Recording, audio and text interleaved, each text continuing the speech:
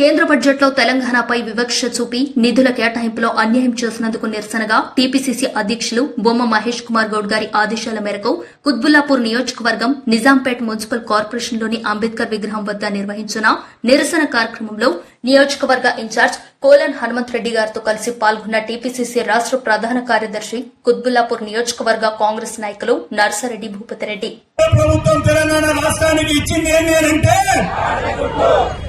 కాబట్టి మీరిచ్చింది గాడిద గుడ్డు.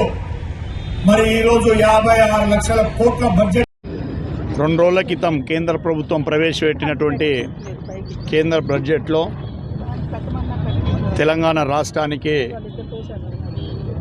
ఏమి ఇవ్వకపోవడం, అందులో భాగంగా పిసిసి అధ్యక్షులు మహేష్ కుమార్ గౌడ్ గారి పిలుపు మేరకు మరి నిన్న ట్యాంక్ బండ్ దగ్గర ఉన్నటువంటి అంబేద్కర్ విగ్రహం దగ్గర పెద్ద ఎత్తున నిరసన కార్యక్రమం చేయడం జరిగింది.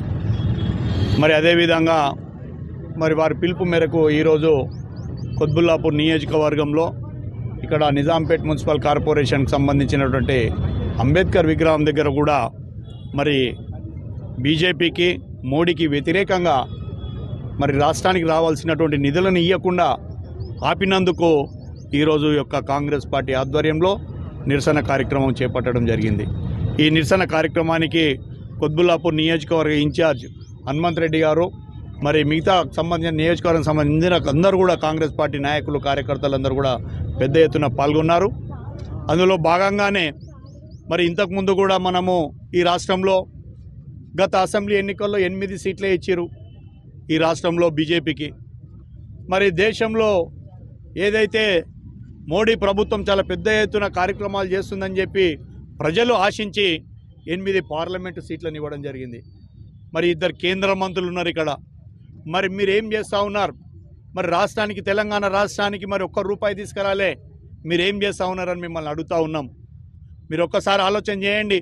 మరి ఇక్కడ మన ప్రియతమ ముఖ్యమంత్రి రేవంత్ రెడ్డి గారి నాయకత్వంలో మరి ఈరోజు రాష్ట్రము 6 గ్యారంటీలను అమలు చేస్తూ మరి దేశంలో 29 రాష్ట్రాల్లో ఇప్పటి వరకు ఏ ప్రభుత్వం చేయనటువంటి 2 లక్షల రుణమాఫీ చేసినటువంటి నాయకుడు రేవంత్ రెడ్డి గారు.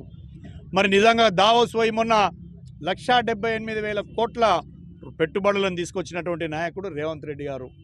మరి ఇవన్నీ ఓర్వలేక మరి ఈరోజు బీజేపీ ప్రభుత్వం మోడీ మరి ఈరోజు రాష్ట్రానికి రూపాయి ఇవ్వకపోవడం నిజంగా కూడా మేమందరం కూడా దీన్ని నిరసిస్తూ వ్యతిరేకిస్తూ ఉన్నాం. కావున ఇంకా రాబోయే రోజులలో కూడా ఇవ్వకుంటే మీ మీద తిరుగుబాటు ఉంటుంది.